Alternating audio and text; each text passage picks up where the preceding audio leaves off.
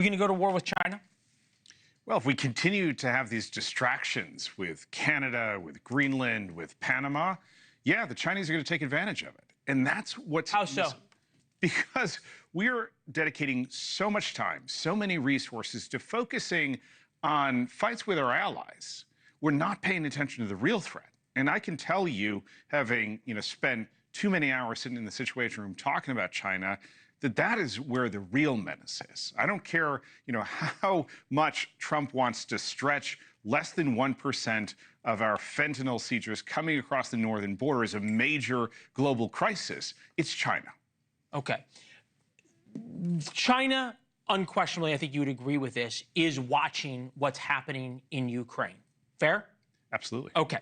So this is Trump on Ukraine last night. Take a listen. The United States has sent hundreds of billions of dollars to support Ukraine's defense with no security, with no anything. Do you want to keep it going for another 5 years? Yeah, you would say Pocahontas says yes. I appreciate that he sent this letter, just got it a little while ago.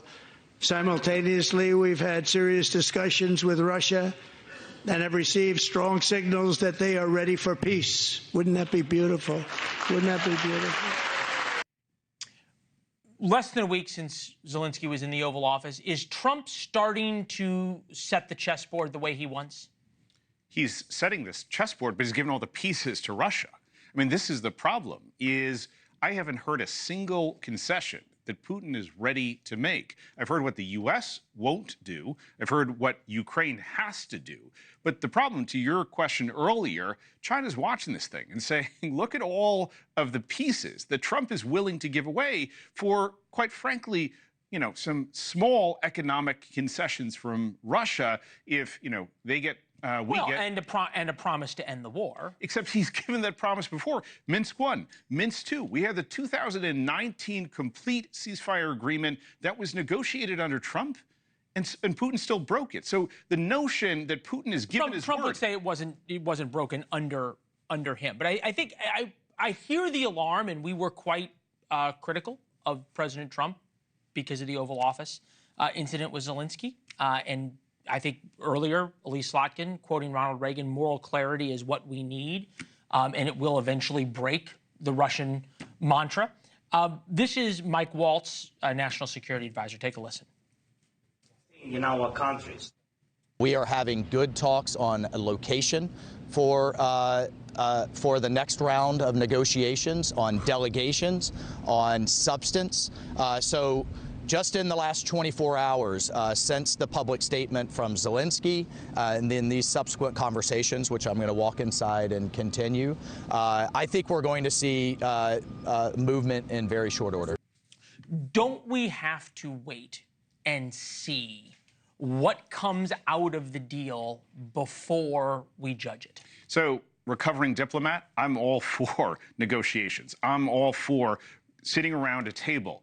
But here's the problem, Leland, is even before we've gotten to the negotiating table, Trump and Waltz and Rubio have been willing to toss overboard. Yeah, I hear you, but at some level, okay, if you're going to give away Ukraine being in NATO, we knew that was not going to happen. We knew that Vladimir Putin's not going to withdraw from certain areas of eastern Ukraine. At some point, you just sort of acknowledge reality and say, okay. No, you get something for it. You say, okay, we'll take NATO off the table, but in exchange, give us 5% of the territory that you've conquered back. Give us a guarantee that we are not going to see offensive cyber operations against Ukraine, against the United States. Look, I give Trump credit for things like the Abraham Accords, which was a massive diplomatic deal.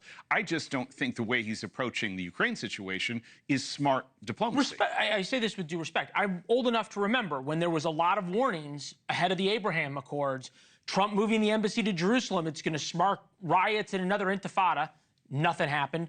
Trump saying that Israel could move into the West Bank, going to change the whole world, everything's going to blow up. Didn't happen. Killing Qasem Soleimani, all the warnings, hey, you don't do that, the Iranians are going to respond. They didn't. Isn't there a chance we're not giving him enough credit on Ukraine? I will acknowledge that Trump is an unconventional negotiator. I will also, however, say that by emboldening Putin and having sat across from Putin in some of these conflicts, it is a really, really dangerous thing to do. Thanks for watching. Go to joinnn.com to find NewsNation on your television provider. And don't forget to click the red subscribe button below to get more of NewsNation's fact-driven, unbiased coverage.